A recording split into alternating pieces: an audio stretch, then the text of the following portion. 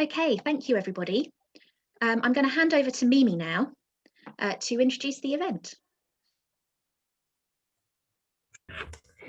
Well, good job I've got my internet back, Katie. For the moment. Oh dear, I just warn everybody, I've got BT outside digging the road up for some reason, and we've got somebody in the house as well changing us over to another network, which all happens at the right time, does it? But we're women, we can cope with these things. If a challenge is thrown at us, that's great. It's like Madeline, yes, it was Madeline Albright that said, you know, women are like tea bags. You can only test their strength when they're in hot water. So I'm in deep hot water at the moment with this. So here we go. So a very, very warm welcome to everybody. I'm Mimi Harker, and I'm the chairman of the very talented and skilled and hardworking board of trustees of this brilliant organisation, Community Impact Bucks. It's wonderful to have so many people joining our celebration today for International Women's Day, and I hope this is going to be the first of many, many, many celebrations to come. I'd like to take this opportunity to thank everyone who has helped pull this event together, including Nova Fundraising, all the team here at Community Impact Bucks, especially our Chief Exec, Katie Higginson, and Rachel Fisher and Chanel Smith from the comms team, and Ruth, who's going to be doing all the behind the scenes stuff today. Fantastic. And I also want to thank our brilliant speakers who you'll be hearing from shortly, and who will be sharing their experiences with us and inspiring you loads. And I know that we're going to hear some very, very, very inspirational women today, and there will be so much to take away with us. There's lots of opportunities to get involved, as you've just seen, so please do so. And again, thank you for being here. And I hope that you'll be joining us as well after this event for the awards ceremony, which is literally straight after this morning's session. So on that note, I think we should get started. So Katie, if that's all right, I'm going to hand back to you to introduce our first speakers. Thank you very much, Mimi. So our first speakers today are two absolutely brilliant Buckinghamshire women. They've got tons of experience in senior fundraising roles in both local Buckinghamshire charities and national charities. Emma Lowe and Emma Louise Singh are the co-directors of Nova Fundraising Consultancy. They're also very involved in the Chartered Institute of Fundraising, Emma as the co-chair of the Chiltern Regional Branch, and Emma Louise as a trustee of the national body. So Emma and Emma Louise are absolutely steeped in the charity sector. They're really, really passionate about making it a great place for women to work. And at Community Impact Bucks, we work really closely with them. They're really supportive partners, and I personally benefit from their support and encouragement. So I'm really, really looking forward to hearing what they have to say. So over to you, Emma and Emma Louise.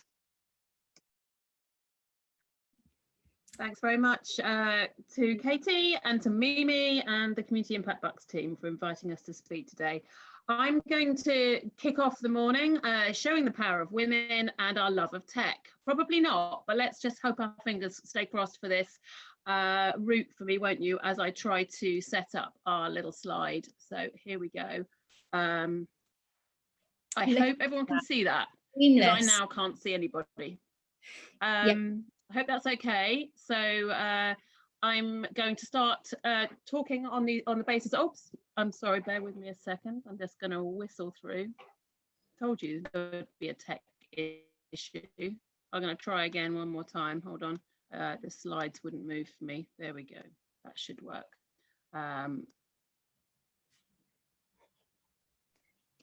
As usual, it all worked seamlessly in the tech bar. It did, didn't it? I know, but it's the moment, isn't it? So there we go. Okay. So I'm going to, oh dear, here we go.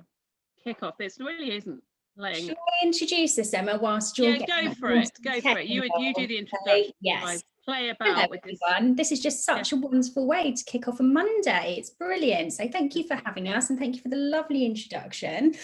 So there we go. We are doing a session on charity careers and well-being for women. And now Emma's got her tech all sorted. It's always a little test, isn't it? As Mimi says, you've got to test us in the hot water. I'm going to pass back to Emma. Thank you, Emma Louise. I think the reality is as well, when you're slide sharing, you don't see anybody. And then I love seeing faces. Most people who know me know I love a big fat Zoom chat. So yeah, just wanted to quickly kick off with how delighted we are to be here for the first ever Community Impact Bucks seminar on International Women's Day. focusing on women and leadership in our very special sector of not-for-profit charities and or community organisations. I really hope this will be the first of many such events. Just a quick background, I first learned about International Women's Day over 20 years ago when I had the privilege of being head of fundraising and communications at Womankind Worldwide. It's an international women's rights charity. And I couldn't believe I didn't know about this day. And I learned that 8th of March was honoured in so many countries all over the world. It just didn't seem to be a big thing in the UK. And ever since then, I've done my best to try to make a bit of a noise on this special day. I was shocked to learn how many South African women would march and take time out to give love and respect to their fellow women and share food and come together almost like a national holiday. And how women in South America would march and take to the streets to have their voices heard. And I had the privilege of attending such an event in Peru actually years ago. And I was just fascinated and excited to think we should be doing more of this in the UK. And Kate Adie, I had the pleasure of working with her at that charity. And she once told me that she even was presented with a bouquet of flowers in the middle of the Balkans War by a general who appeared outside her tent, and she was rather flummoxed and concerned that she'd done something terribly wrong, and then he presented her with this bouquet of flowers. So I think there's a lot to learn there from women all over the world about how we should respect and come together on this day. So hopefully Nova Fundraising, my colleague Emma Louise and I will do our bit to share with you our thoughts on this important topic of careers and well-being for women in our sector. Over to you, Emma Louise. Thank you, Emma. And as Emma said, our session today is on charity careers and wellbeing in the charity sector.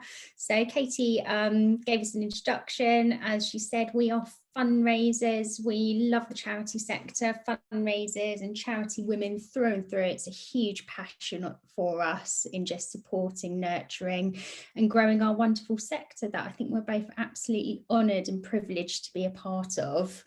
So as fundraisers, a bit of a heads up, our approach as fundraisers is storytellers. We love telling stories, and that is going to be our approach today, because as a bit of a disclaimer, we're not gender academics or experts, but what we do have is a really deep insight into the charity sector and what's been going on recently, what's come before.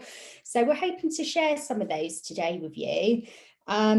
But we do believe that our experience and observations and recommendations can apply to the whole sector and not just what we've seen in fundraising. So whether you prefer the lean in or the lean out approach to women's empowerment and betterment in society, I think we can both relate, as well as two women who have individually gone in the journey throughout the charity sector in our own careers, and we've kind of come back together in the last year and a half. So we've known each other through the Charities Institute of Fundraising, and we both decided that actually we really like supporting each other and working together. So that's when we became co-directors. And I think there's something really special and something that's given us a lot of confidence about having someone else who's got your back, which is certainly what Emma has for me. So I'm very grateful and love doing this presentation with her today.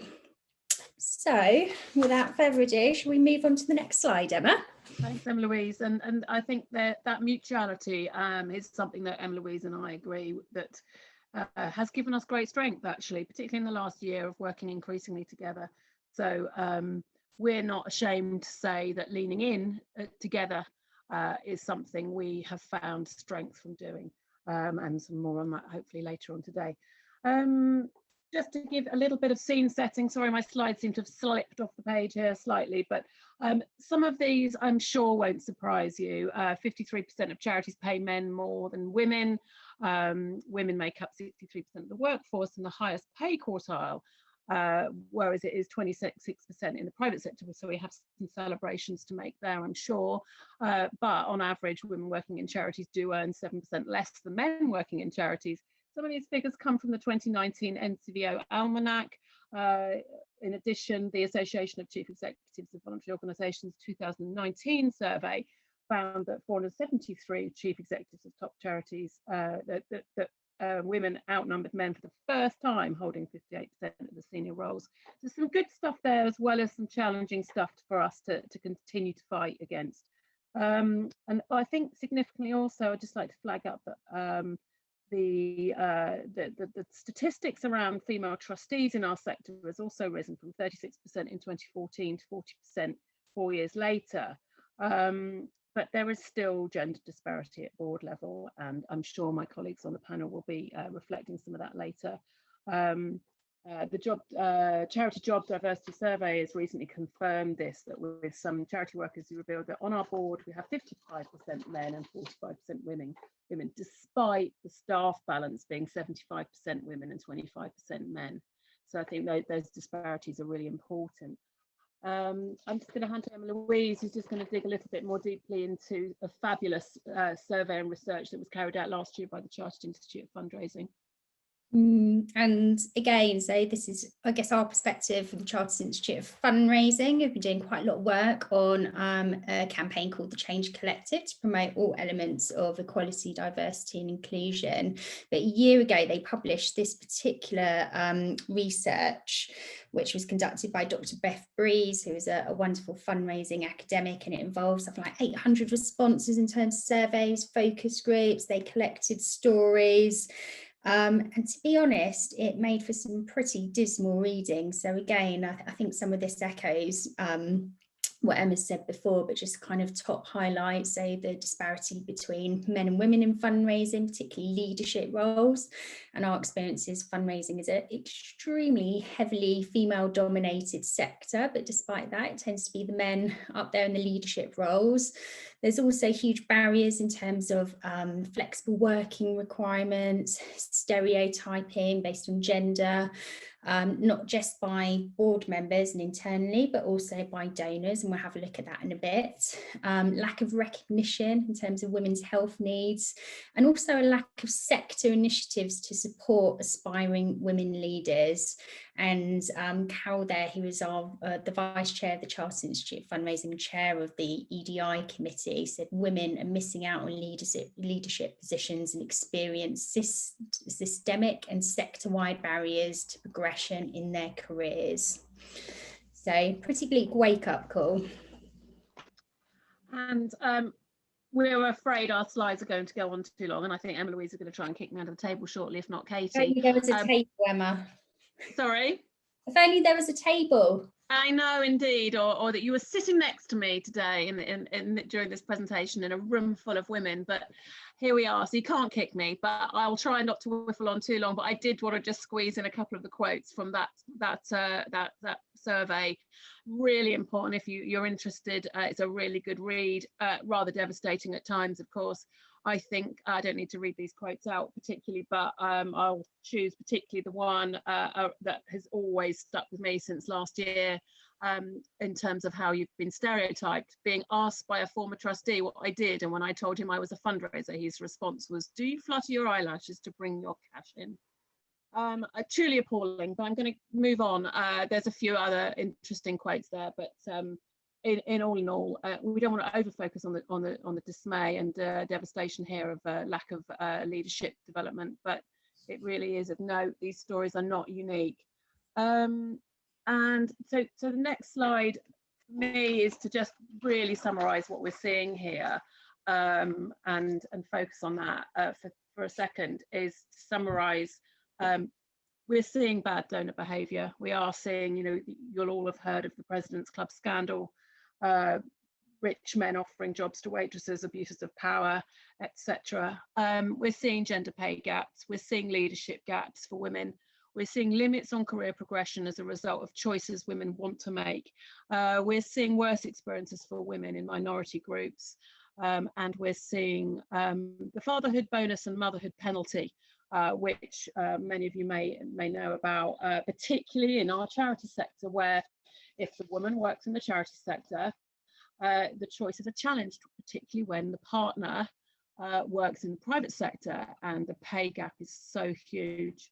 So I think, is this causing stress, pressure, loneliness, fear, hopelessness?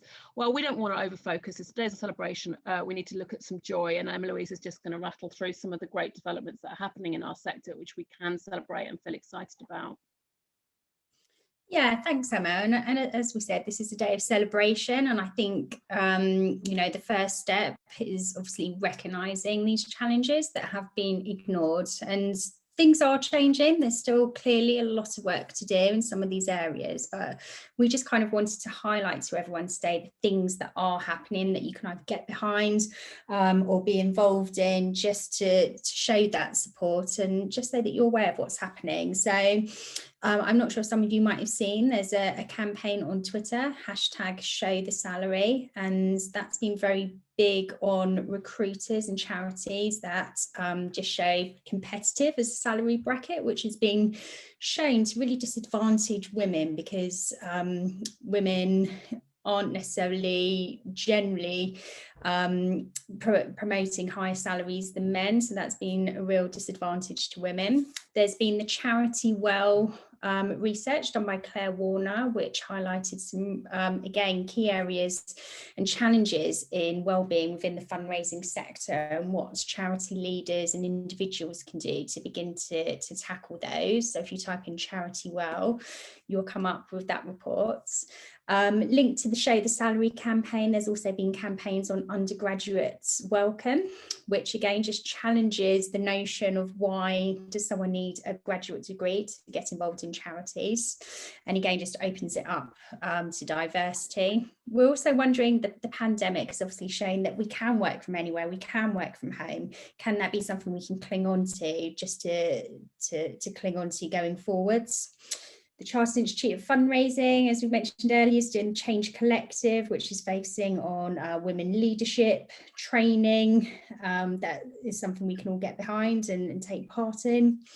Rogere, which is a fundraising think tank, has also highlighted quite a lot of work on gender issues within fundraising and really starting the discussion on that.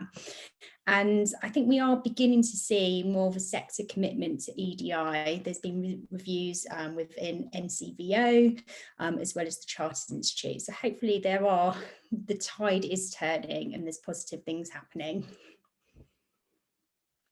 So conscious of time ticking, but this is obviously spent a week on this presentation really, but here are some of our own views and suggestions. I'm sure we're going to have some more of these in the rest of our panel this morning and some of our discussion, but obviously the topic of flexible working and what that looks like for good and for bad, because we are seeing a lot more fundraisers who are women having to work in evenings and weekends. Is that good or is that bad? I think probably our argument is that choice is really important. Training and personal development being prioritised for women in particular, to reflect the stage they're at in their life and to the choices they want to make. Emotional well-being, with reference to Claire Warner's fabulous study. There is a lot of recent emphasis on this issue of women in the charity sector needing certain aspects of emotional support and them not being available. And culture and leadership, not an easy fix. I'd just like to read a quote I found quite motivating from Alex Pumphrey, the CEO of Film and Television Charity, calling the balancing of the boardrooms as a priority. She says the most significant change of the last few years is that rebalancing, but she also underlines that the importance of not being able to shift the culture in pockets of like-minded people. So very difficult if your trustee board is stuck to be of a similar echo chamber. Then you really do need to increase diversity to make those changes achievable. I think, and hopefully we'll hear some more on that from my colleagues this morning. Planning, I think one of my personal greatest challenges is to try to reflect good planning around the work I've done, so that women feel supported by looking ahead, good plans, not being left last minute decisions, not knowing where they stand. Good plans can support health. Celebrating success, not something we're traditionally good at doing, and also more peer support. And so we're going to finish up with our last minute tip tops for the sector, really, and emphasize peer support in that. So this is the lean in slide, where we do encourage you as women to tell your story, whether that's to a friend, whether that's to a work colleague, whether that's to a line manager, whether that's to a board member. But if we can, do encourage you to talk. Talking helps. Find your peer group, find your career buddy. Emma Louise and I have already identified ours. You know, it comes a bit late in my sector. I did freelance on my own for a lot of years, but have found great joy of working with a peer. Hence us coming together as business partners. Be open, be flexible and freelance working. There's more and more of it out there. Lots of platforms for it in the sector now. Seek training opportunities, look out for other women, support other women, and do tackle the fear and beat that imposter. And if you can, and do the other things, to find friends, find networks, emphasising that the networks now in the sector are so splendid. You've got Facebook, you've got Dawn's fabulous charity meetup, you've got more CIB meetings and events, all geared to helping create networks, and do join them. Louise, I think this is the last slide. It is indeed, and I think I won't go through them all because very excited to hear from the rest of the speakers, but if you're an ally or a leader, then these are the kind of things that you can also do for the charity sector, and we've already touched upon many of them, from recruitment practices, show the salary, be flexible in the working, create those training opportunities, and really create an environment that encourages and celebrates diverse leadership teams. So thank you, everyone, and really excited to connect with you later. Absolutely brilliant. Thank you very, very much indeed to Emma Louise Singh and Emma Lowe. That was just a wonderfully inspiring presentation. The things that I took about from that, I loved it when you said respect and come together on this day and every day. Let's do that, and let's hold each other up and support each other as women. That would be amazing. I love the fact that you've given us a whole sort of view on the organisations who are supporting women to overcome some of the challenges, such as Undergraduates Are Welcome and Charity Well, and also that whole sort of change towards increasing diversity. The organisations that are there to help with training and mentoring, absolutely brilliant. But most of all, I love that sort of message to us all, to be flexible, to be open-minded, to appreciate your own skills and your values. And as we all should say to everyone, we as women should always help other women. So thank you very, very much indeed for your fantastic presentation to get us started on this celebration of women across Buckinghamshire. And I'm now going to hand over to Katie. Thank you, Mimi. And remember, everybody, if you have questions for our speakers, do use the Slido Q&A to ask those questions. And they can answer those at the panel Q&A, which will be taking place at the end of this session. And of course, if you can't use Slido, and we will put the link in the chat again, but if you can't use Slido, do use the Zoom chat as well to ask any questions that you might have. Now, many of you will remember our next speaker, Karen Satterford, from her long tenure as the Chief Executive of the former Wickham District Council. Karen now coaches chief executives and directors in the public, private sectors. She's a technical assessor for CEO recruitments, as well as a member of council for Bucks New University and a trustee of Heart of Bucks, as well as vice chair of our charity Community Impact Bucks. So I'm really delighted to welcome Karen to share her vast insight into the leadership qualities that women can bring to organisations and to charity boards. So over to you, Karen. Katie, thank you very much for that lovely introduction, and I'm absolutely delighted. I just wish I could see you all, but I'm delighted to virtually see you all on this very special day, this very special International Women's Day. I want to talk a little bit about expanding on what Emma Louise and Emma were talking about some of the statistics related to numbers of women in charities. Because what's quite clear is that fewer women than men are tending to apply for roles. The fewer are tending to get roles. I'm talking about senior roles here. The fewer are being promoted. We've still got an issue And of course, I would also add, this is absolutely true of all excluded groups, not just women, but for the purposes of today, of course, that's what we're talking about. And I'd also like to say that, of course, many women may not want those senior leadership roles or want to undertake leadership roles at all. And that's absolutely okay. Of course it is. But if women do want to move into leadership roles as trustees and senior leaders, they can still encounter misogynist attitudes, as we've just heard. When I was interviewed for my first chief executive role, I have 2 children who were then 7 and 3. I was asked if I had my domestic arrangements sorted out. I was the only woman on the panel, and I very much doubt that any of the other candidates were asked that question. So I was a chief executive, as Katie says, in local authorities for 18 years. I was very proud to be able to move my management team from when I got there, which was when I was the only woman on the management team, to move to a position where I had over 50% women. And I was very proud of that. And we were stronger and more productive and more effective as a result.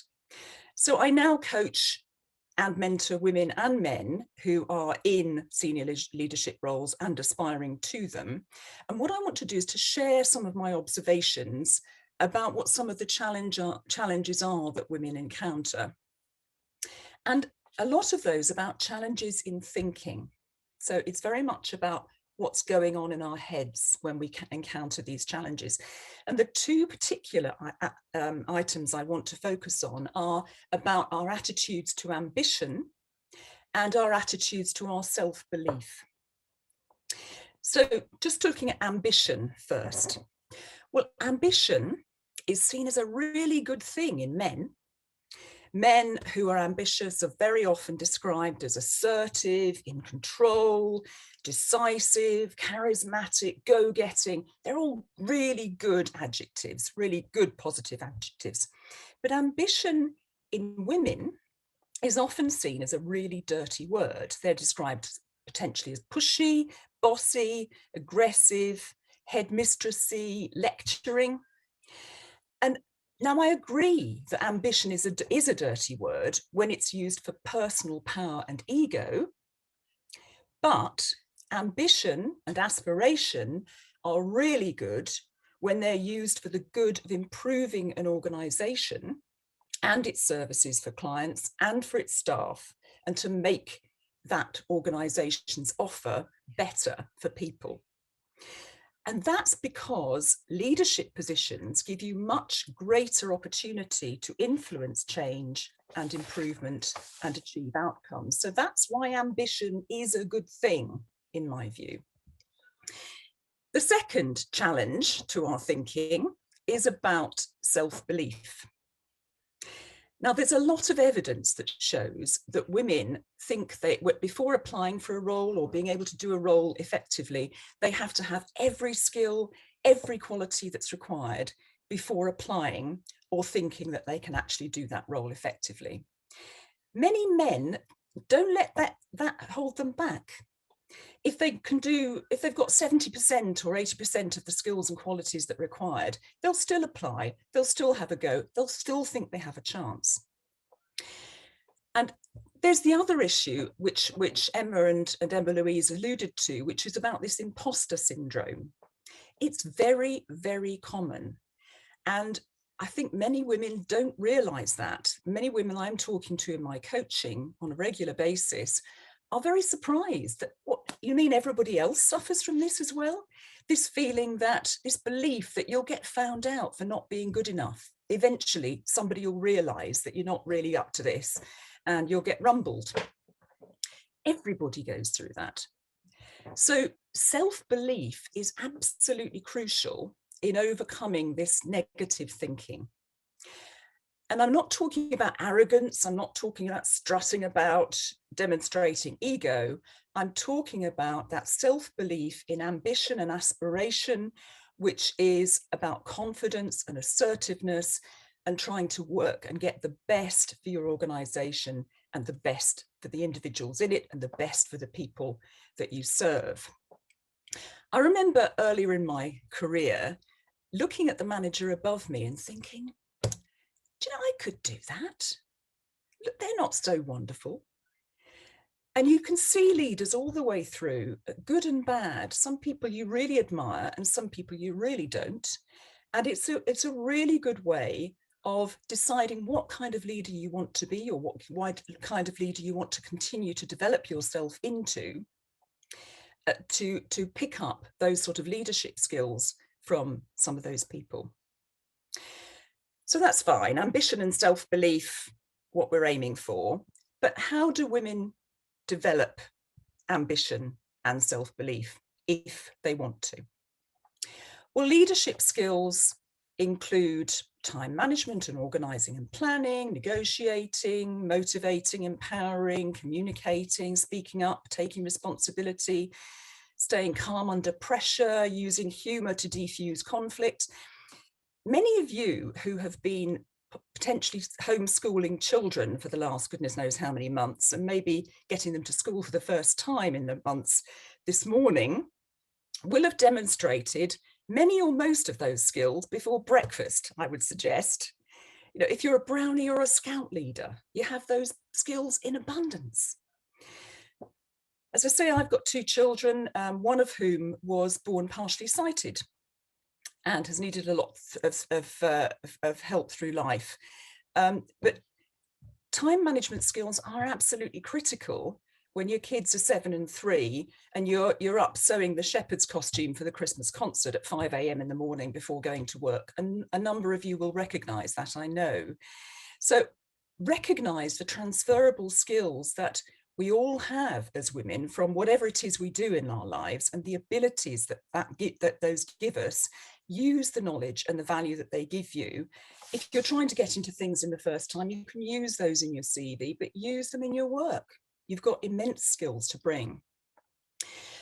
So when you get your role or you're promoted, then what sort of leader do you want to be? You've looked at some of those leaders that you particularly admire or not, and you've decided how you want to be as a leader. Because being a leader is not so much about what you do. It's very important about what you do. You've got to be highly competent, of course you have. But most importantly, the really big difference about senior leadership is that it's about how you do it. And I want to talk a little bit about that. So I started out studying anthropology. That was what my first degree was in. And I'm fascinated with what makes people tick. And actually, what makes people tick is what leadership, and really good leadership, is all about. Because it's all about treating people in the way that gets the best from them. And somebody some years ago put together a theory about authentic leadership. You'll have heard about it, authenticity. And I'm a great fan of authentic leadership, I have to say, because I believe it's the leadership style that really works. It's based on treating others the way that gets the best out of them, but it's also based on treating others the way that you yourself want to be treated. And it's been proven to produce the highest performing teams, the most productive teams, which have the highest level of trust and honesty, and the lowest levels of sickness absence as well.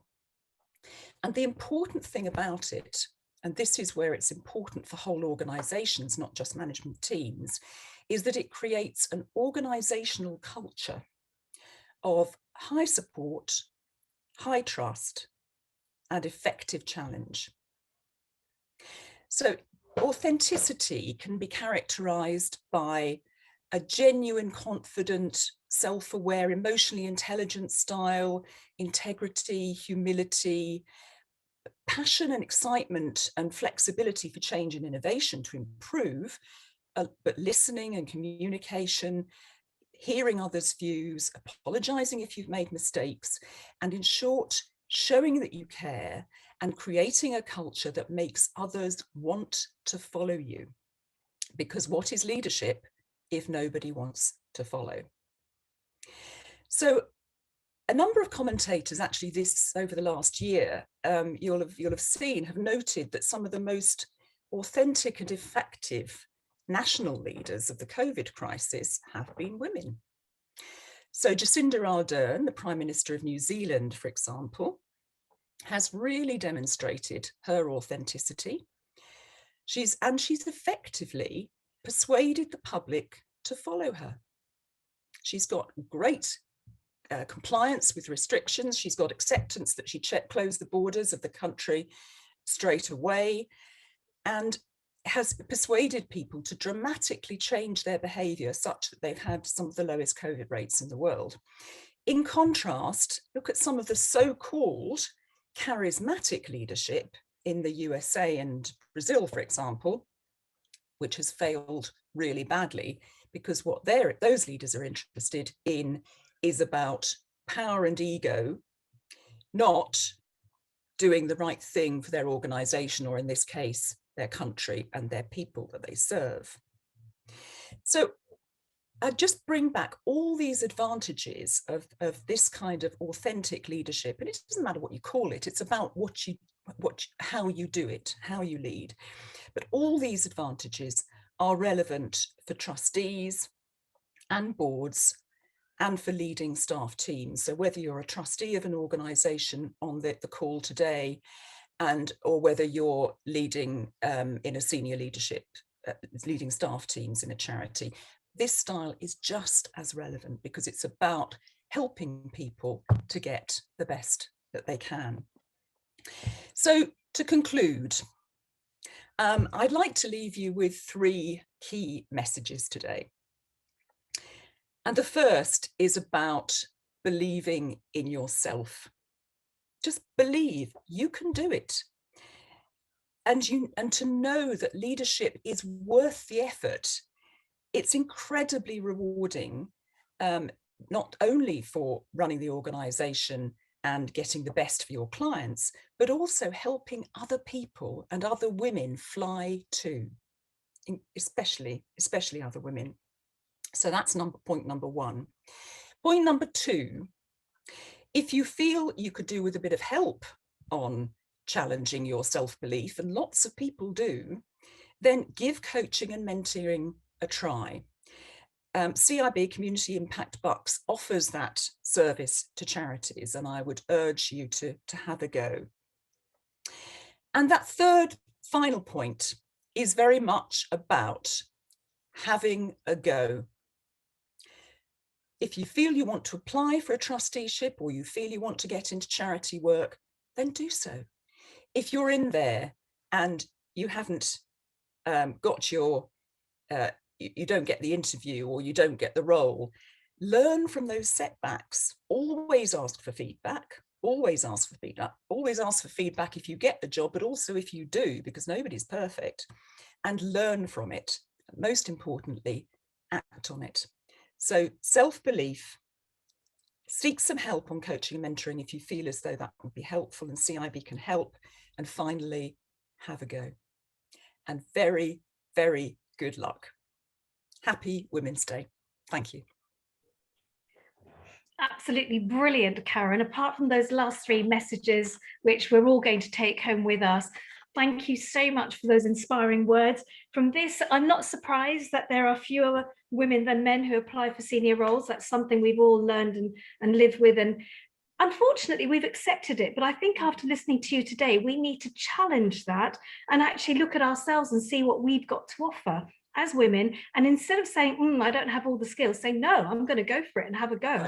That's what I've taken from what you've said today. I love the fact that you talked about the self-belief and ambition and aspiration being a good thing. And let's all believe that, and let's all empower each other with those words, because actually we have a different language that comes from men usually to women when it's women with aspiration, because we're normally bossy, or we're overpowering, or we're aggressive, and it's not seen the same way with men. So let's all hang in there together and support each other in our self-belief and our ambition and our aspiration. And finally, I love that whole business where you have taken an organization and taken a senior management team and created the environment where there's more than 50% women, and to say to us, yes, absolutely, this is what I take away with me, creating a culture where others want to follow you because of the example that you're giving and the way that you're leading. That, I think, is probably one of the most powerful messages that I've taken away from your contribution today. And I thank you very much indeed for that. Thank you, Karen, for the excellent presentation. Lots of takeaways, and I'm sure there'll be lots of questions in the Q&A bar for the panel session afterwards. So thank you again. And I hand over now to Katie. Thank you, Mimi. And remember, everyone, you can use the Slido Q&A to ask any questions of the speakers. You can also like the questions that other people have asked.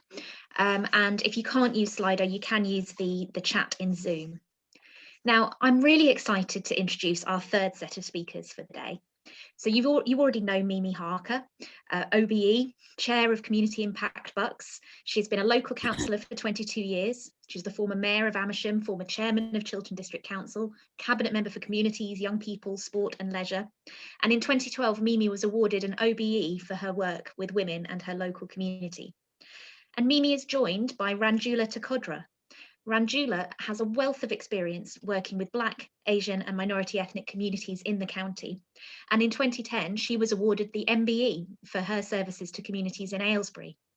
She is a town councillor, she's twice been mayor for Aylesbury, and she's dedicated 30 years to supporting communities, including with the Equality and Human Rights Council, as a liaison worker for her local NHS surgery supporting minority ethnic communities, as a hate crime champion and a domestic abuse champion. Now, last year, in the wake of the Black Lives Matter protests, Mimi and Ranjula came together with dozens of other voluntary sector leaders to form the Bucks BAME network, with the aim of bringing together representatives of the different BAME organisations within Buckinghamshire to network, collaborate, develop projects that will help to build an understanding of cultural differences, raise awareness of that rich cultural heritage, highlight inequalities, and address the issues facing the BAME communities here in Buckinghamshire. Now, I'm sure many of you, like me, have spent a lot of time over the past year reflecting on how we can be better and do more to address some of those inequalities that exist in our county. So Mimi and Ranjula are going to share their experiences and insights to tell us what we can do to build an inclusive charity culture. Over to Mimi and Ranjula. Thank you very much indeed, Katie. It's fantastic to be doing this session with somebody like Ranjula Takodra, MBE, who is just one of the most inspirational women it was my pleasure to meet. And I think I'd like to start, if I may, just by asking Ranjula a little bit. I mean, Katie, you've given us so much of Ranjula's background, but just a little bit from Ranjula. You need to unmute, by the way, Ranjula, because you're still on mute. But just to give us a little bit from Ranjula herself on some of her achievements over the number of decades that she has served her community, and she has worked with women from different backgrounds, and is here today to talk to us about that. So Ranjula, are you having a few problems with your technology there? Can we unmute Ranjula?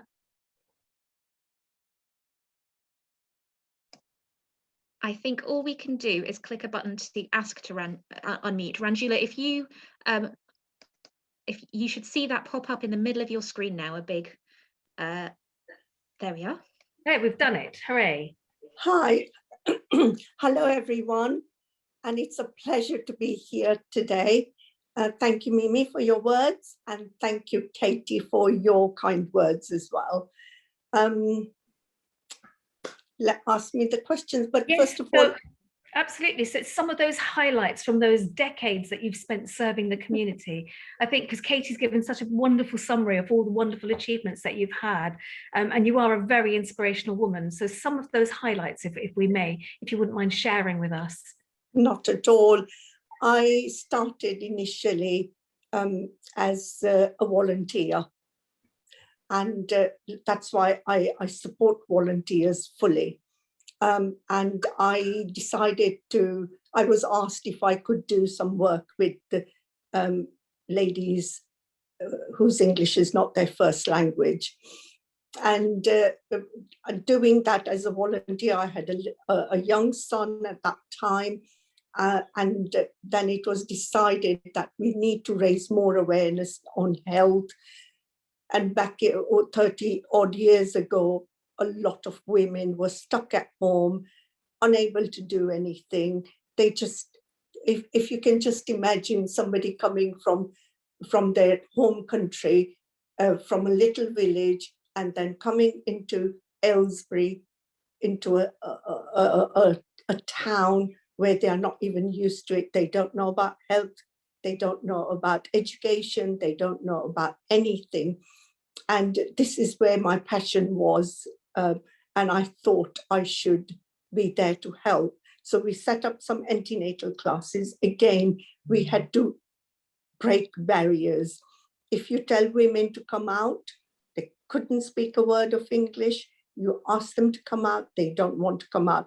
So we decided to break the barriers by talking to the men, which was very challenging. Good tactic, though. Very good tactic, I have to say. Oh, but that was the way, for us to get to the women. Indeed. And Indeed. thankfully, I could speak a number of Asian languages as well. So we went and spoke to the men, and we said that, we'd like your ladies, your women, your wives to come out and attend our classes. And we explained to them that don't worry, we will pick them up and we will take them back home in time for the children to come back home from school, or for them to go and pick up their children, which was not, again, a dumb thing in those days. Indeed, Children, indeed. It wasn't. And so, it was all education that they received after that. So we started the antenatal classes. It was just amazing for them to come out. They used to come to these sessions dressed up, because that was their only outing. Yeah. That was their only outing for the day or for the week, in fact. Indeed. And obviously, if they had little children, so they would bring them along. So we used to have a crash for them so that they could learn through play as well. And then I was offered a job as a racial equality council in Aylesbury, and the social services had some funding that they wanted to interact with these women so that they could learn as well. So I was offered the job. And again, as a woman, ambitions go. I totally agree with what Karen was saying. Ambitions go because you're supposed to be staying at home, looking after your children, not having any ambitions. So I then, we decided to have the crash for the children to learn, as well as for women to come and learn other skills like English as a second language, learn cookery, you could share skills. Sewing classes is another thing we did. And it was just amazing because these women could come out, and we found out that there were so many health issues that they used to come and talk to. They suddenly had somebody they could talk to in a language that you could understand. Indeed. In a language where you understand their culture, you understand their customs, and they felt comfortable to talk to somebody. You don't look at people as, and their color, creed, racial background or anything. You just treat them as human beings. Absolutely right. Yes, absolutely right. And it's this inclusivity, those Exactly. skills that we've learned that we are now bringing to the charity sector to try and shake it up a bit and change it a bit, to actually show everybody that there is a big wide world out there of talent and skills and people from lots of different backgrounds who can really add to your organization. We've had some brilliant top tips sent through from our wonderful volunteer for Community Impact Bucks, Nicola Hannam, who is a consultant providing diversity, inclusion and governance support to charity. She's also had more than 20 years of experience in the charitable sector, and is a Master of Science in Voluntary Sector Management and an Associate Consultant for NCVO's governance team. She's given us 5 top tips for creating a more inclusive charity sector. And the first of those is all about listening, and listening to you, Ranjula, and the way that you built yourself up. It's about the understanding that's created, isn't it? That you've learned to hear what people say and to understand what they say and to translate that. So from your point of view, what do you think are the barriers that we have seen in the past, which we're hoping to break down to a more inclusive culture? I think any charitable organization or authority or wherever, I think the people who need the help need to be welcomed first. They need to be understood. They need to be respected. These are so important points, because if you don't understand them, you don't respect them, they are not going to trust you. Indeed. Trust is so important in situations like that. And you embrace them, you welcome them and listen to them. And, you know, they will start trusting you, and building trust is the most important thing that you should be doing. So would you say that that was probably one of the most important tools to encourage inclusion? Because I think a lot of organizations would like to encourage a much wider, more representative, you know, number of people to apply for jobs, positions, roles, to come in as volunteers. I mean, what you know, the most important thing you're saying, from what I can hear, is trust as one of the biggest tools for inclusion. But is there anything else that we can ask for? Is there anything else we can do to encourage that inclusion? Yes, I think if you employ people, or you, especially women, if you employ women who are bilingual, but that person should also have the understanding of different cultures. I mean, trust me, I've come across women from ethnic backgrounds who are in positions of, you know, officers or whatever, who are there to deliver a service, and they look down on people. You should not do that. You speak to people in their level. Don't be embarrassed. Say what you have to say. Indeed, I mean, indeed. in my organization, that is how people trust you to come and talk about anything they want. So, you know, you welcome them and you talk to them, and they will tell you anything, you know, that they need help with. Absolutely. If you don't give them that comfortable environment, that comfortable situation where they're not going to come to you, they don't want to come if you are not going to. That is so true. That is so true. I mean, one of the other points that Nicola raises is about talking to people to understand what that inclusive behaviour looks like in practice. You know, she says you've got to be constructive about it, and you've got to be constructive about, you know, challenging behaviour that doesn't support inclusion. I mean, how could we challenge behaviour that isn't inclusive without upsetting everybody? Because at the end of the day, we all have our own biases in different ways, and you know, we're not allowed to officially refer to it as unconscious bias, but it does exist in many different forms. And you know, we all have them. There isn't a single one of us who doesn't have those unconscious biases, and it's about challenging those, isn't it? So how in your words do we do that? Training is very important. You know, diverse training, just because, you know, you don't stereotype where training is concerned, you know, unless you understand what they are referring to.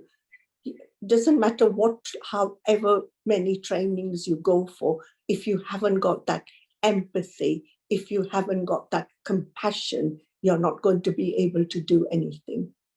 You know, you want people to feel that, oh, I can go and see that person because I know they'll help me. Doesn't matter if I can speak English or I can't. And again, there'll be women who can speak English, but yes, understanding that person, yes, on what their issues are very, very important. Absolutely. And it's bringing together, isn't it, a whole number of different issues there. Because one of the things that I was particularly struck by, and sort of listening to you again there, is what we should be looking at as well is look at your workforce, look at the people that you already have, look at the skills they have. If you've got somebody who's bilingual or trilingual, make sure you understand, do an audit of your own staff, of your own group, of your own organization, and see what skills people have to offer in order to create that very welcoming and open-armed effect, is what I call it, to people coming in. I think that's really, really important. And I'm hearing from what you're saying that is also one of the things that you feel is very, very important to create that atmosphere. Yes. Even my volunteers, I always have volunteers, to help me. As you know, I'm sight impaired as well now. So all my volunteers are from different backgrounds, so that anybody who comes, they feel welcome. And not only the volunteers are able to do a service, but they are also there to learn. They learn as much. I'm here today. I'm not going to be here forever. These are our volunteers who are younger people. Give them an opportunity. Give them the education that, so that they can actually go and help people and learn from you.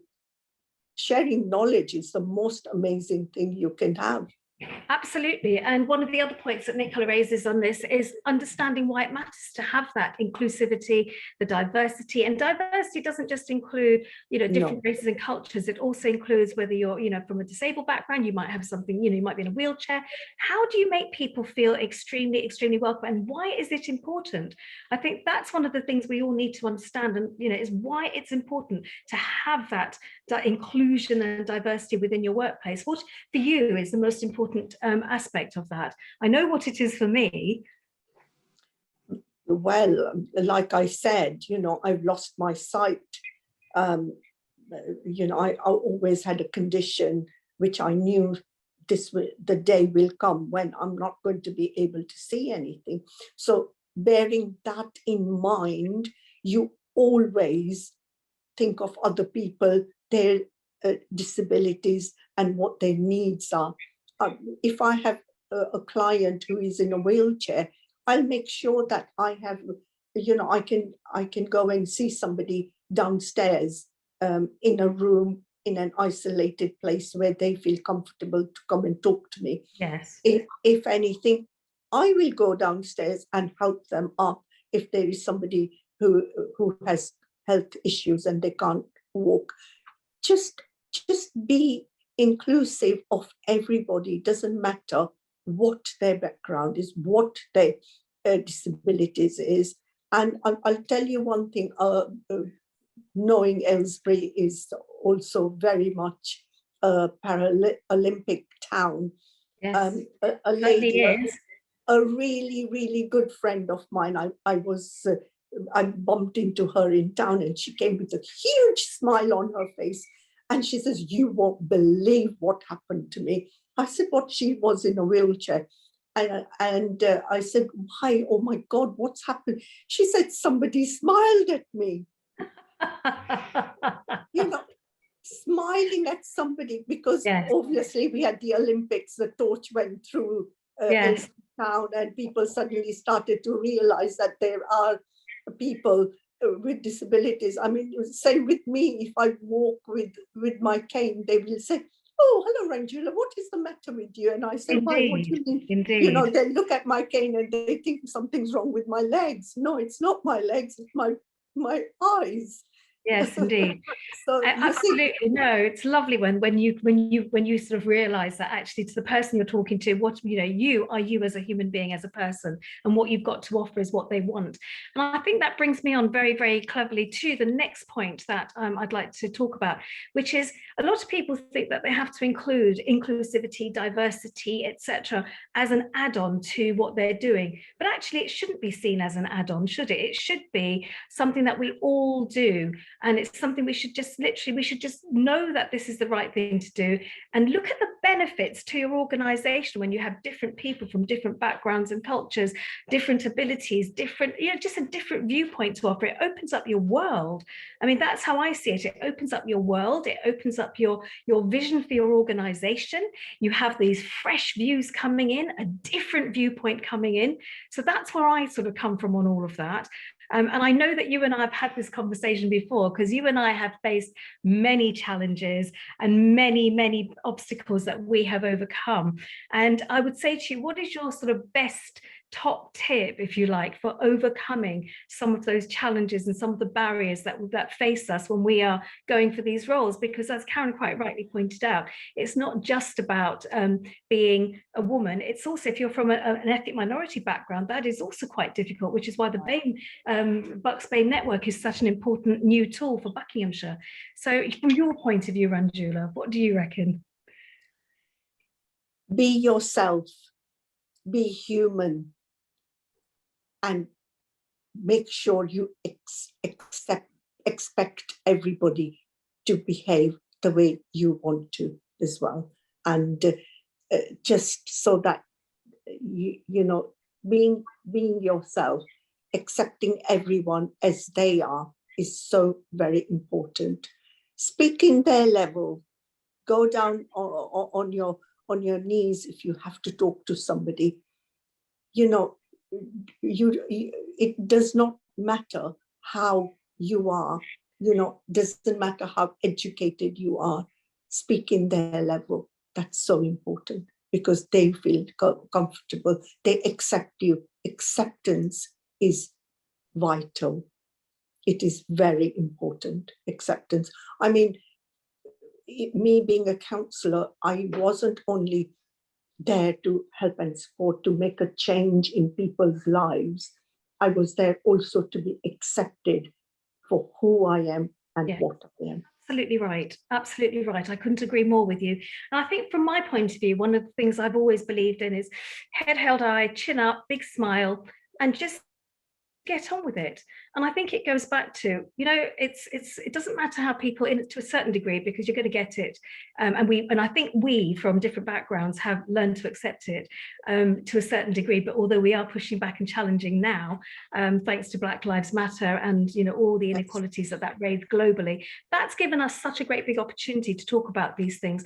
So it's also given us the opportunity to look at our organizations, to see where we are, see where we want to get to build diversity and inclusivity into our objectives, and to make sure that it's not just an add-on, because every person, it doesn't matter who you are, we all have something to offer. And I think that's one of the greatest lessons that we've learned over the last year. From that point of view, Ranjula, do you remember that time when we did the presentation for the awards? It was the LEAP were having their annual awards. And if you remember, you and I were both mayors at the time. How can I forget? Oh, it was How so can much I fun. forget? It was Indeed, just and I was going to do. It Yes. was brilliant, wasn't it? And I was going to do this award, which was for one of the categories. And I thought to myself, we've got all these amazing women mayors. Let's celebrate each other. So 5 of us joined together. We paid for this award. And they had that great guy from the BBC. And I have to say, I'm very sorry, but his name just whooshed over the top of me because sport isn't my field. And I remember him saying, as we came onto the stage, because we all dressed up to the nines. You were there in a stunning sari. I had an evening dress, and the other mayors, we all had evening outfits on. And he said, I was expecting 5 doddery old ladies to walk onto the stage. And what did he get instead? Spice Girls. He did. He said, I got the 5 Spice Girls. And it's doing things like that, isn't it? That changes people's views. It's changing the way people look at you. And the loveliest thing about inclusivity for me is when someone brings the food in. And I think that's wonderful. Ranjula, it's been a joy and a pleasure to talk to you today. I hope there'll be lots of questions for us in the Q&A afterwards, but I'm going to say thank you so much for joining me and sharing some of your insights into how to have a more inclusive workplace, which is really, really important. And I'm going to hand over to Katie. Thank you. Thank you very much. Thank you. What a fantastic session. Thank you so much, Mimi and Ranjula. I've certainly taken tons of notes for myself and lots of ideas from your conversation. And everybody, we will be sharing those top tips on our website after the session as well. Now, I'm sure our audience has lots of questions for all our speakers today. We've seen them coming through both in the Zoom chat and on the Slido Q&A. Keep asking your questions in Slido, please. But I'm now going to hand over to Dawn Newton, who's going to lead the panel Q&A. Now, Dawn is a communications consultant specialising in helping small organisations to get the most out of their digital marketing. She is a social media genius, and her company, Morello Marketing, provides great support and training for many small charities. And Dawn, you may know her from, she created Charity Meetup as a way to make it easy and enjoyable for people working in the not-for-profit sector to make new connections. And anyone who's joined her Aylesbury Charity Meetup events will know what great fun you have there, as well as learning a lot. So we couldn't think of anyone better to take charge of our panel Q&A. So over to you, Dawn.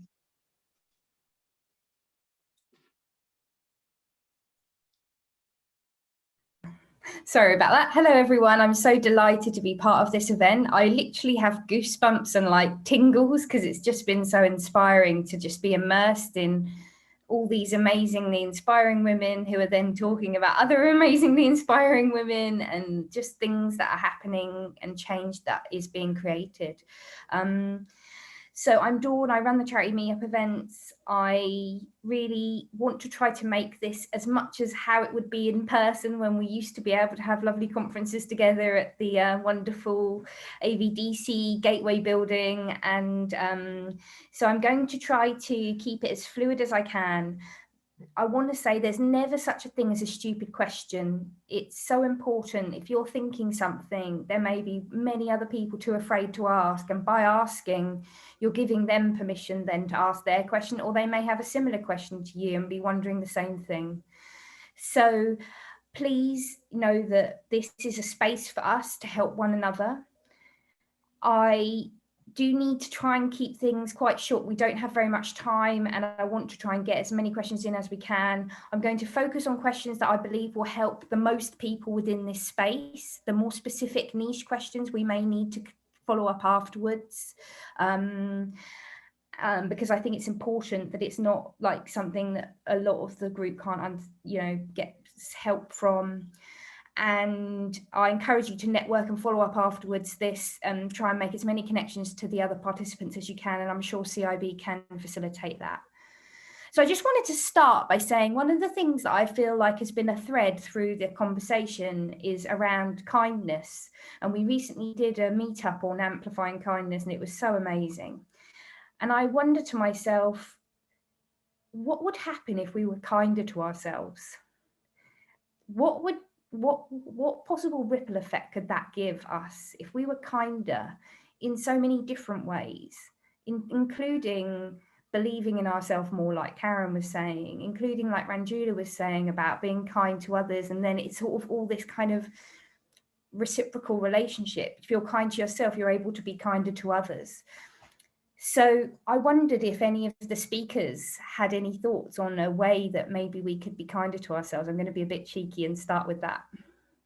Karen, I'm particularly interested in your thought, if I'm honest. Yeah, thank you, Dawn. Yes, it's a great question. That's a great question because it is so pertinent for our time. I just hope it will carry on being pertinent for our times for the future. I suppose one of the things that I would say is that we are all products of our past as people. We're all products of our childhood experience and our younger life experience, and we can end up having saboteurs, which are elements of our past which keep coming back. It's like that inner voice, the inner critic that sits on your shoulder when you say, I can do this, and the inner critic says, no, you can't. What the hell are you thinking about? Because maybe you had a parent or something telling you many years ago that you weren't any good at this, or whatever. And the more we can do to be kind to ourselves, I think, is to just knock down our inner critics and our saboteurs. There's a very interesting website to go to, which is positiveintelligence.com, which talks a lot about this. And so people might like to have a look up of that. And the more we can deal with our saboteurs, then the kinder we can be to ourselves. And one of the reasons that I decided to start with this was because one of the participants had said to me, I asked her how she thought the event was, and she said, yeah, it's making me feel better about myself already. And it just really touched me, because she's an amazingly inspiring charity change maker, but she doesn't believe in herself. She doesn't own that. And I just feel like with women, we sometimes have that. So sorry for getting emotional, but it just touched me that this event could make somebody feel better about themselves. If it can do that, I think we've done a very good session. So I hear that so often, Dawn. And me too. You know, that's really brave of you to make that observation.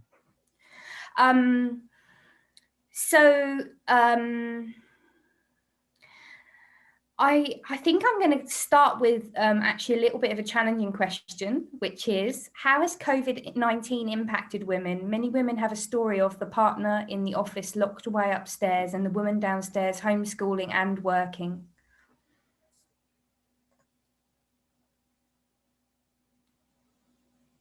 Does any of the speakers have a thought? Could I just say that my experience of exactly that is an awful lot of women have found it quite difficult under this whole sort of COVID cloud, because what has happened is we've all been forced to work from home. There are women who are having to manage their jobs, they're having to homeschool their children. And it's not just about homeschooling, because you can't have children at home and not feed them. So you've got to also do the feeding bit as well. So it's not just the main meals, it's the snacks. And it's all that sort of thing. And I just feel that from the people that I've been talking to, and I work on 3 different help support groups for COVID, the women I've spoken to, the number one thing that some of them have said to me is, when it comes to homeschooling, they found themselves challenged because their own educational standards weren't the same as what was expected of them to be able to teach their children. That was a major issue for a lot of the women I spoke to. Following on from that was holding down a job, trying to get their own work done while still trying to be mum and teacher and carer and food provider. And a lot of women were feeling quite disadvantaged by having all of this heaped onto their shoulders, and then having to get on with actually doing their real work as well, because that's the way it's perceived. The office stuff is the real work, and all the rest of it is just all the domestic stuff around the outside of it. So that's been a big issue for me when I've been talking to people, and when I've been knocking on doors with bags of shopping, or going around with prescriptions, or helping with dropping off tablets and things to children who need those supplies to help them to be, to participate in homeschooling. I don't know if that helps at all, but that's been one of the biggest issues that I've come across. Yes, I totally agree with that, because I see my daughter doing all of that, and then it does affect your well-being as well. And that sort of support is not so available at the moment when your well-being is also at risk, because you're doing all these things. You can't interact with people that you would do in an office, and suddenly you're just stuck at home. You can't go and meet your loved ones. You can't, my daughter can't even say to me, Mom, can you look after my grandson for a bit while she can carry on with the meeting? Can't do that because we're not allowed to meet. And then I am obviously not comfortable to have my grandson all to myself because of my sight. So, everybody has to think of all those barriers as well. Okay, thank you so much, ladies, for those contributions. I think the next question we'll go with is around I was interested in the challenge mentioned of changing culture. If your board or team are all very similar, has anybody got any examples of how to do this? I'm happy to jump in, seeing as it's the point I raised. It's something that Emma Louise with Nova Fundraising, we often talk to our clients about in terms of stakeholder reflection. We really emphasize that no charity or community group, whether you're staffed or voluntary led, is an island, and it's really, really important that you don't go it alone, and that board, particularly if we're talking about board diversity, you know, gets stuck. And that great practice, good practice, is to be open and to look around and look up and seek opinion. So whether it's in your evaluation framework, whether you ask people what they think, whether you regularly inject new opinions, new ideas, being open to opinion, I think, is probably one of our most regular messages to boards of trustees. Emma Louise and I work with quite a lot of very small organisations in particular. That is one of our niche areas. But the first question we ask them is, have you had feedback? And often that response is a no. It's not built into the organisational systems, and they have just missed out on that opinion. So I think that would be our first piece recommendation, which is, it's not directly tackling the diversity of the board. That goes without question, that boards particularly are going to be increasingly tackled around that topic of diversity, because that pressure is out there now with the sector, with the NCVO, with more reports coming forward. But we also think the power of listening to the opinions of those that you're supposed to be serving, the opinions of those that are similar to you, working in the same space, working in the same locality, is just really, really valuable. So being a listening organisation, opening to opinion, I think that would be our first bit of feedback. And I've heard some successes of charities like purposefully going to recruit certain people from certain skill sets or areas to their board. So for example, like if you're a youth organisation, having a young person on your board, or getting more digital savvy board members can make a really big ripple effect, because they can then support with innovation and use of tech. And I think COVID's highlighted the organisations that have been able to pivot and use tech more effectively and been able to sort of survive things a little bit easier and be able to continue service provision. Thank you, Emma, for that.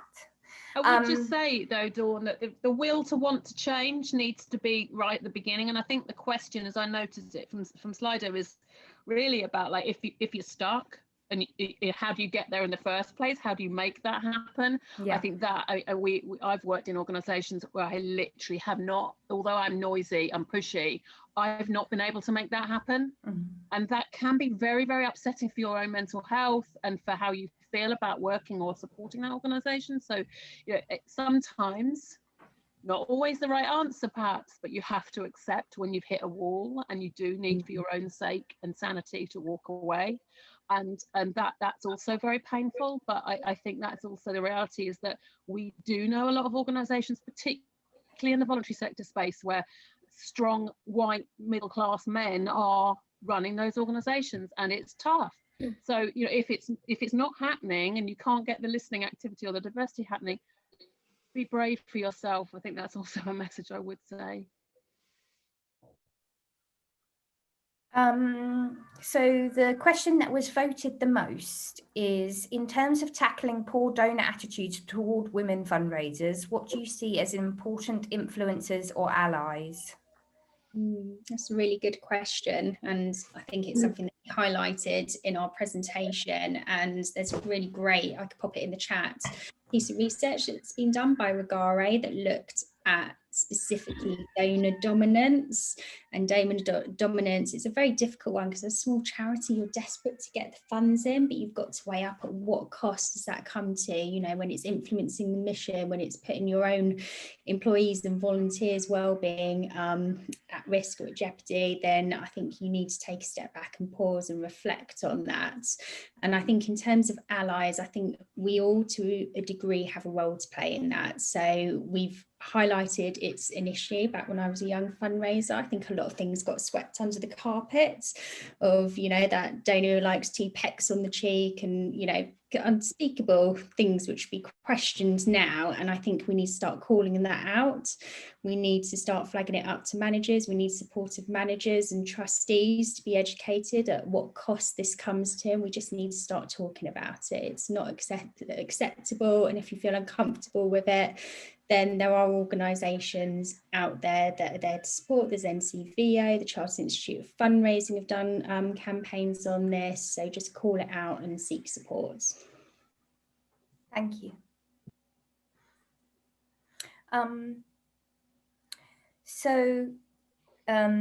The question from Diane Rotter, who most of us would probably know very well. Hi Karen, I love your authentic leadership example during the pandemic. How do you get started as an authentic leader? Well, hi Diane, lovely to see you again as well. How do you get started? Well, the start is about you, is about, you being authentic to yourself and understanding yourself. And that's one of the reasons I mentioned the internal critic, the saboteur stuff, because you need to learn to deal with that first. Because if you're challenged ever in a way in a leadership position which triggers one of those internal critics, that can be actually really unhelpful. And so you need to learn how to deal with that and put that to one side and just be talk on a level with people, and we'd have to talk much longer about that, about what specific occasions that might relate to. But I think it's about just believing that the characteristics of authenticity are the right ones, and just knowing that that's probably the leadership style that we all respond best to, that motivates us the best. Probably other people, some people might be really motivated by somebody coming in and cracking the whip and saying, just do this now. But I don't think that applies to many people, and I don't think it applies to many women, actually. So it's about seeing the world through others' eyes and putting yourself in their place and see how they might feel about your style, and recognizing that and adapting it. Some people in the chat have been talking about situational leadership, which is very similar to adaptive leadership. So adapting your style to the situation or to the person that you're dealing with. These are all things of a continuum that you can't put a ring around each style and say, I'm doing this style today and that style tomorrow. It's about your general overall leadership style. But I think the summary of that is that it's about being the person that you are, bringing the person that you are at home to work. And I would say, brilliant points, by the way. I would say for me, my journey with that really began when I got a mentor. The charity I worked at luckily had a partnership with another organisation, and I got given a mentor. And I can't tell you how much that shifted, just having this person on my shoulder all the time, because you only talk to them for an hour or so a month or whatever, but they're still always reassuring you and saying, yes, you're doing well, keep going, yes, keep going. I had a conversation with Richard Sved, who's quite known in the fundraising sector, about the charity meetup. I had this idea and I said, I've had this idea, what do you think? And he was like, yeah, it sounds great, go for it. And that pushed me forward to create that whole thing, that one conversation. And so for me, it's, if you can be your own self-encourager, great. But for me, I needed that external person. So I really felt that was a big step for me. And you don't need formal mentoring. Like within the Charity Meetup Facebook group, you can offer to be a mentor, or you can request a mentor if people want support with finding that. The best thing to do is to find somebody who you are inspired by and ask them, I think. I think we're going to literally have time for one more question. I wonder,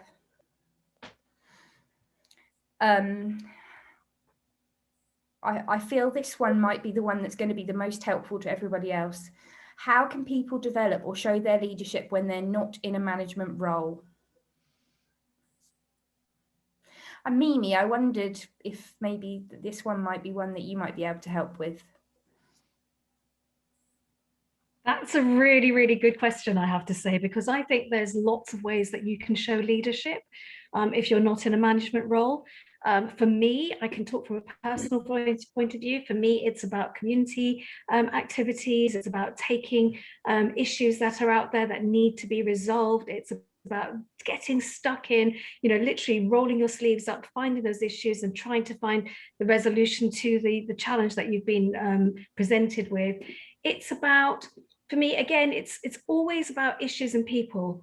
And I will always sort of wade in there and try and do my best to guide people through a situation or take them through. So you don't have to be in a management role to be able to lead a situation, to make a difference, to take that, whatever it is, and actually do something with it. I'm going to give you a really good example, the 12A cinema classification. That is one person who did that, and that was me. And that's because my son wanted to see Spider-Man, and the film came out and it was a 12, so he couldn't go and see it because he was 5 or 6 years old at the time. So what do you do about it? You take the lead on that. I went and stood outside cinemas. I did a questionnaire. I put it all together, collated it. One of my officers at the then Chiltern District Council sent it off to the film board, came back and they said, we agree with you and we're creating the 12A so that somebody under the age of 12 can actually come in with an adult with them. So Mimi, that's amazing. Wow. Yeah, it is. I think Mimi may have cut out her astounding declaration of making such a big ripple effect has caused her internet to freeze. But wow, that is awesome. It just shows you the smallest thing, look at Greta Thunberg. There's so many examples of people who've just decided to be themselves, take a stand and say, I think this should be this way. I don't agree with what you're doing, or I want this change to happen. And by being that truly authentic, real person and taking a stand, they just inspire so many others. Katie, do we have time for one more? Yeah. Does anybody from the group want to unmute and ask a question?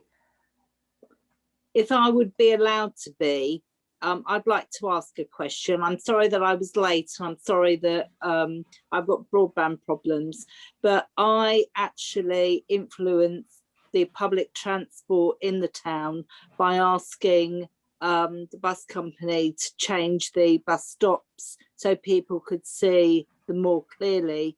But I also agree with what's been said around leadership and actually people being able to show their skills when they're not in a leadership post. So I'm not sure if that's the right question or not, really. I missed the first part, so maybe, and also I've got a problem with the sound, so you'll have to forgive me if that's a bit disconnected. Hopefully you'll get the recording, so you'll be able to watch back and you won't miss anything.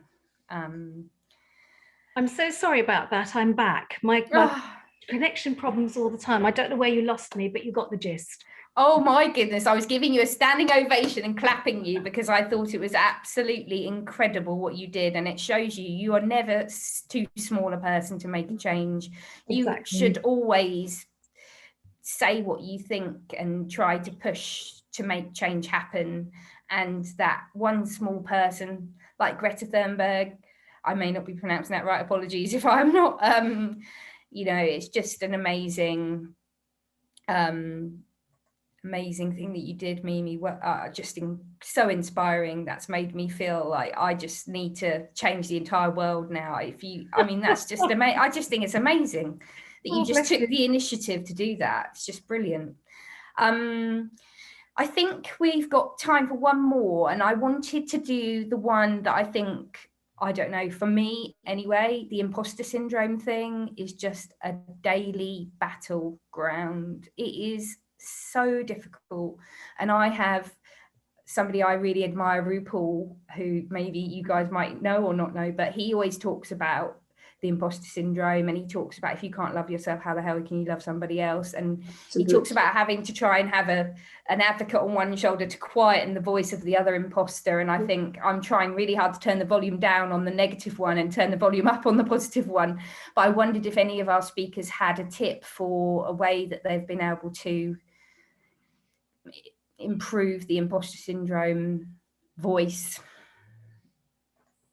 I've just put I noticed it in the Slido, Dawn, and so I felt it was quite important to share. And just two quick points. I think one for me would be that as an assumption that as a loud, outgoing, noisy person that I'm more confident than I am, and actually it's dogged me a lot of my career.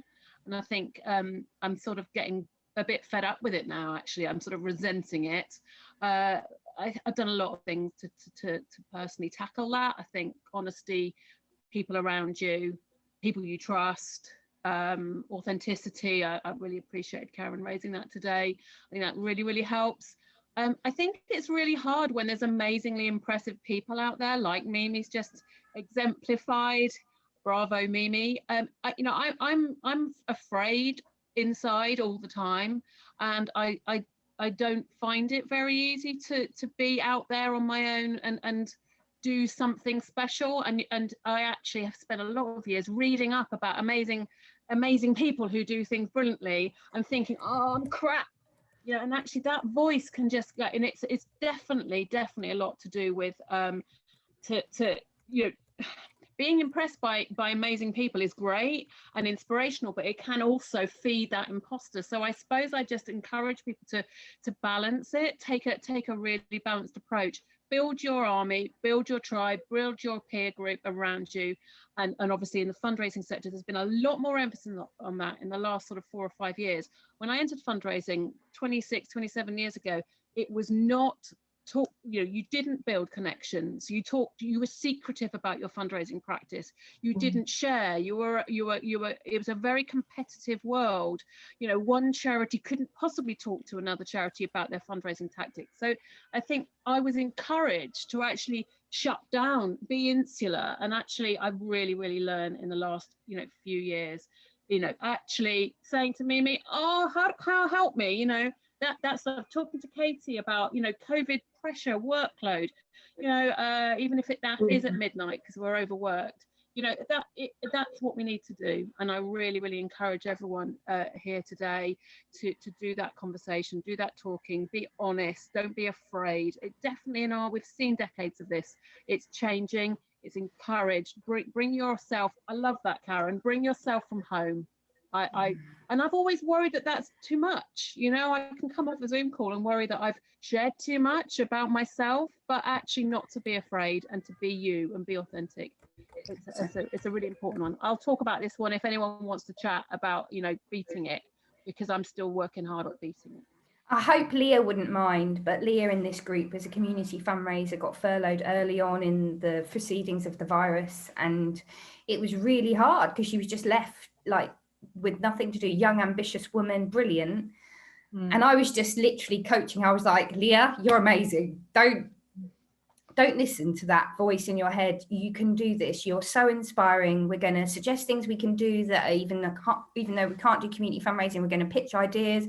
I'm going to help you. We pitched everything. It just wasn't meant to be. And now she's gone freelance and she's her own boss and she's done amazing things. And I think that intervention of me basically kicking her ass a bit and just saying, no, don't listen to the imposter. Don't listen to the questioning of yourself. You're amazing. You can do this. Dream it. I think know that it happens to everyone. It really does. I didn't sleep great last night because I was worrying. This is the first Zoom presentation I've done. I've done countless presentations over the years to hundreds of people, but I was thinking, Zoom presentation, what if the technology doesn't work? What if I look stupid because I don't know which button to press? So it happens to everyone. It really does. And you were CEO of multiple companies. If you feel like that, my goodness, do you know what I mean? To everyone, it really does. And I think it's about trying to go back in time a bit. And, you have to have very long conversations about this, obviously, but trying to go back and work out why. What is it about the reasons that inner critic gets you? And the inner critic is different for everybody, but there's always somebody on your shoulder, and just recognizing that it's very normal, this. Absolutely. And just quickly, the other thing Leah did was she uplifted everybody else. She created a community fundraiser network on Facebook, which I'd really recommend anybody in fundraising to join.